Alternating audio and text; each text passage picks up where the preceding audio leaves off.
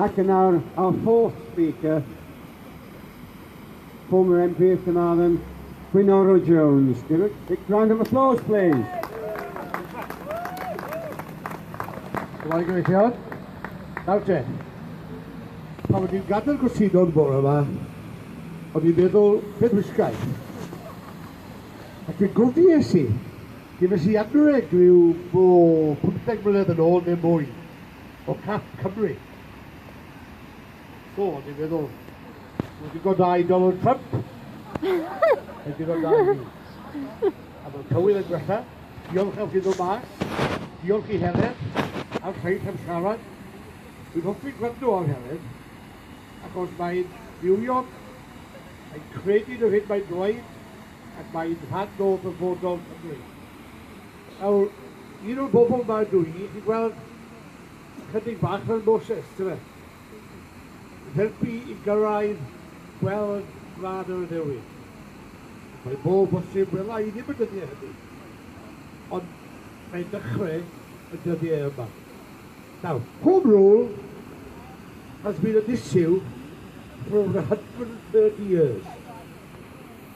Ireland, the Liberal Party split because of Home Rule. They split because of Gladstone and the Irish dimension.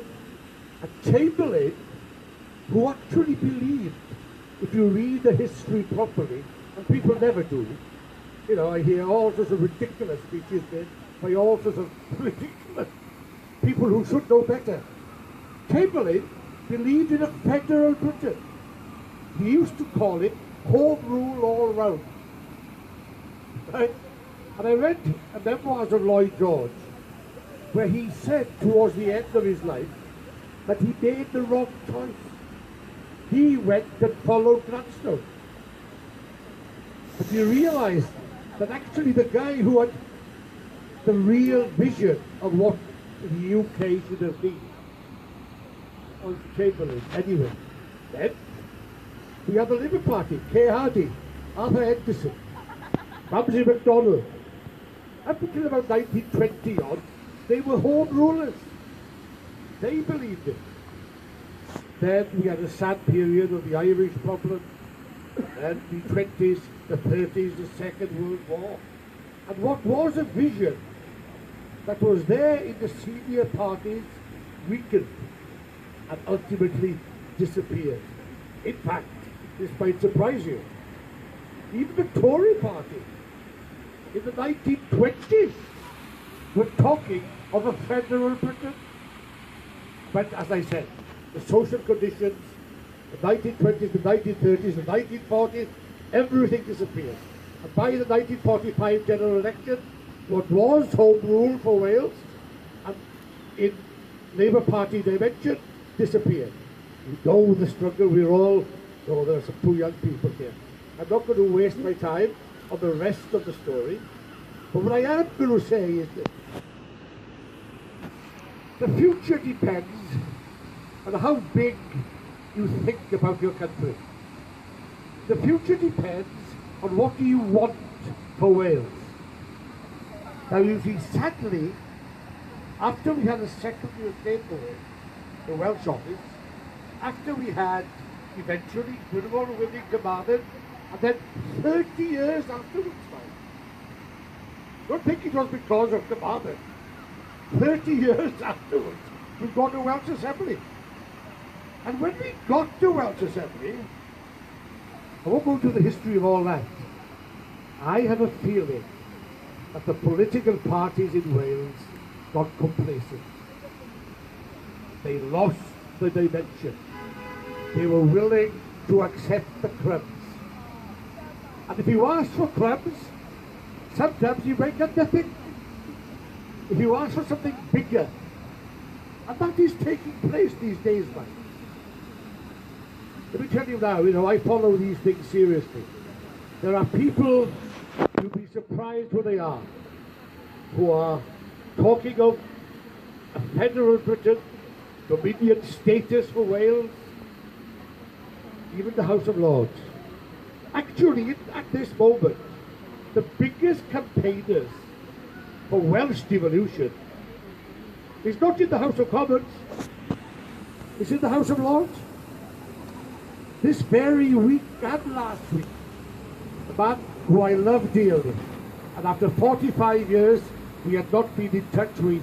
If anybody bothers to look at my video channel, my YouTube channel, or my blogs, we have reconnected after 45 years, and we are reliving the devolution campaigns we did in the late 60s and 70s. I'm in my mid-70s.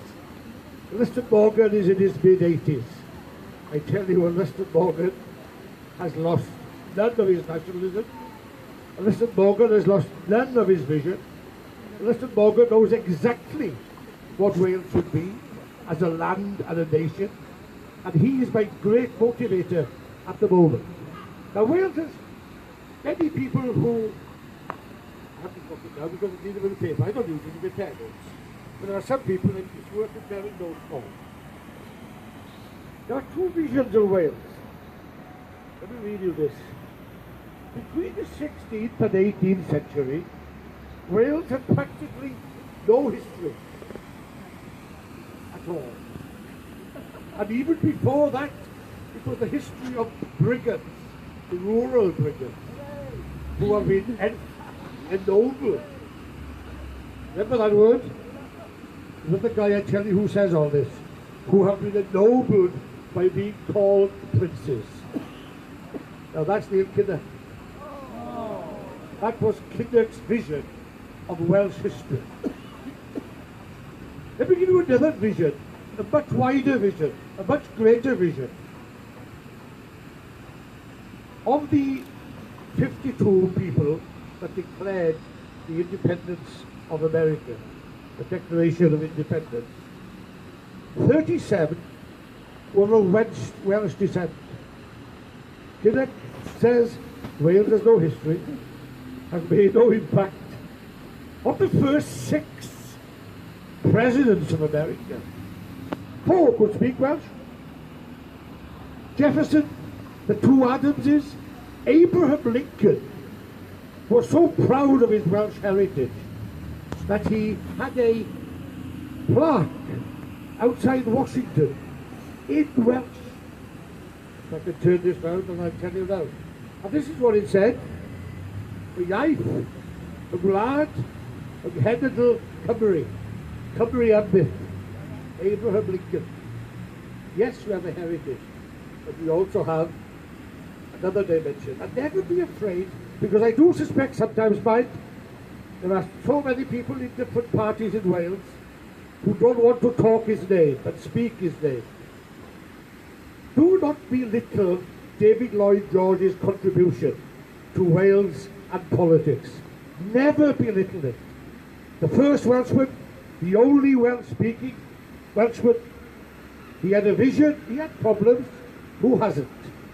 But he was a proud man. And he was challenged one day in the House of Commons about why was he speaking about Wales and the language, a bit like what you were saying earlier, sir, how people are belittled. You know what Lloyd George said? Welsh, he told his MP, sorry MP, Welsh was the language of kings when the English were swinging by their tails in the Baltic. That's a saying, you see. That says it all about the history. That says it all about where we came from. That says it all about our heritage. That says it all about how long we've been together. Now, we are moving forward. The question of home rule, independence, will never disappear. However much it's attempted to belittle it, push it over the side. Why? It's a cause that will never end. It cannot be defeated.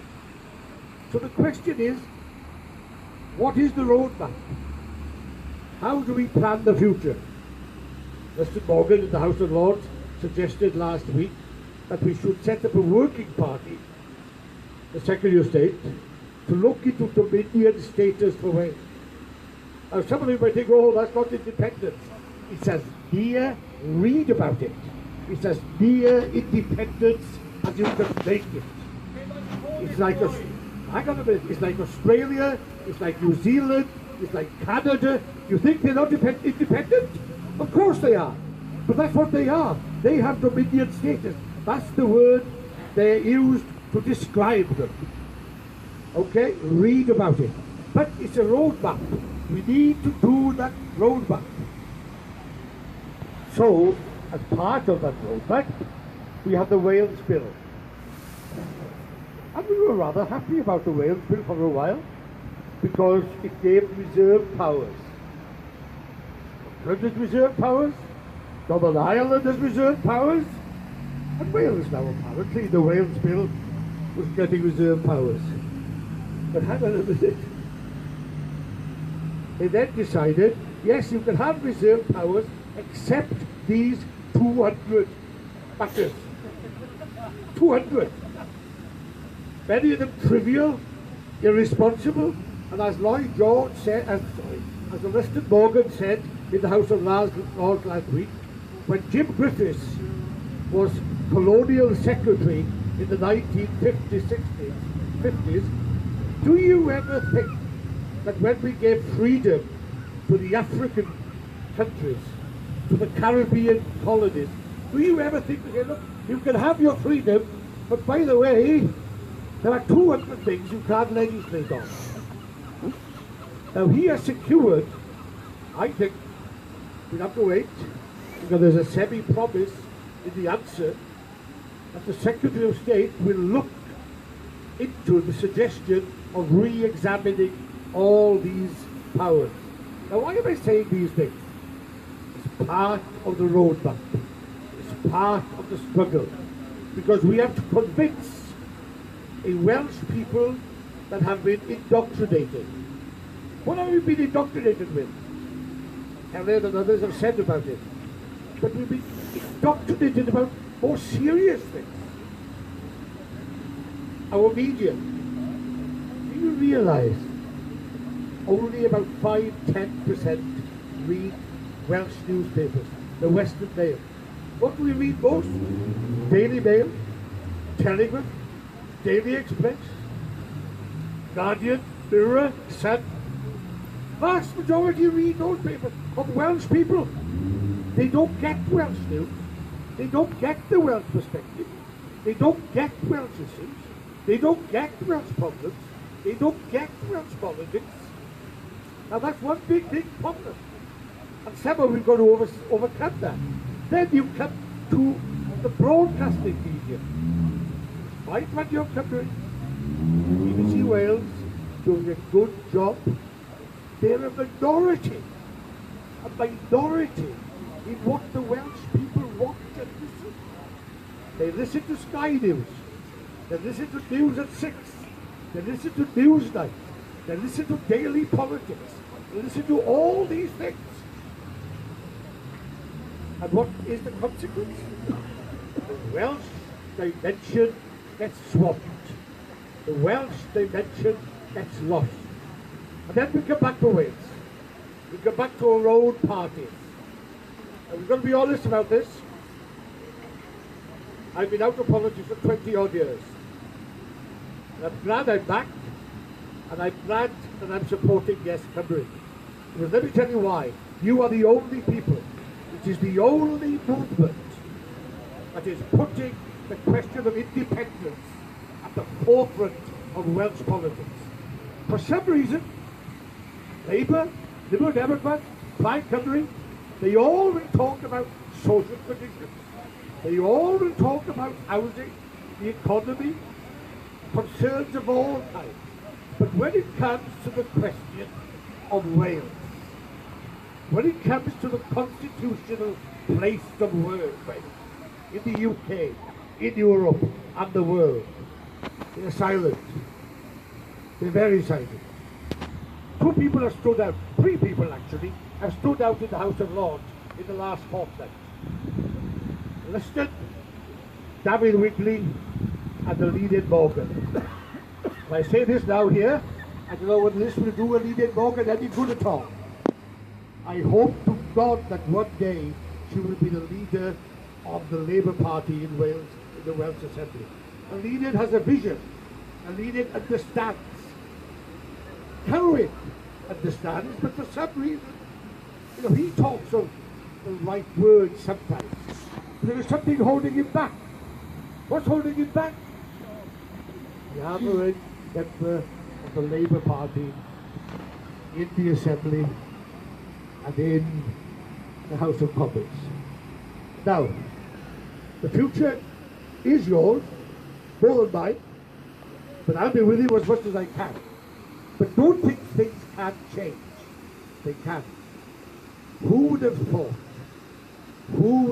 that we are here today, after that Scottish independence vote, that everyone in the establishment thought it was all sorted and cosy, and then Cameron won the election.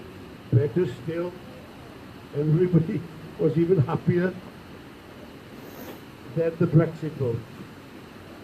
And the Brexit vote changes everything. Absolutely everything. The constitution of this country, the future of the UK, it's all up for grabs. Cameron has gone. Corbyn has arrived. Who would have put money on that 2 years ago? Corbyn has arrived. Brexit is with us. The issue and the future and the structure of the United Kingdom and the future of the nations of Wales, Scotland and Ireland are now in the melting pot of our politics. In the melting pot. And it will change. I have no doubt about it. Britain is not going to be as it is now, 10 years' time. It's difficult for people to believe it. It's difficult for people to accept it. But it will change, and it is changing. And you're part of that. Your movement is part of that. Well, I'm going to admit, my movement, because I'm with you all the way on these things. Sometimes we might differ on the road. Sometimes we might differ on the steps to take. But the end goal, what you are looking for, what you want, what I want. Yes, I want the free Wales. Yes, I want the land and nation of Wales to be what it always was and should be. The only issue for me, in the middle of it all, is how do we get there? How is it plotted? What are the steps? What is the roadmap? What are the signals? When you travel from Swansea to Bangor, there are road signs. You go to Llanbe, Aberystwyth, Macunston. The map towards independence is the same. What are the road signs? What are the signs on that road? But if we work together, it can be done. It will be done.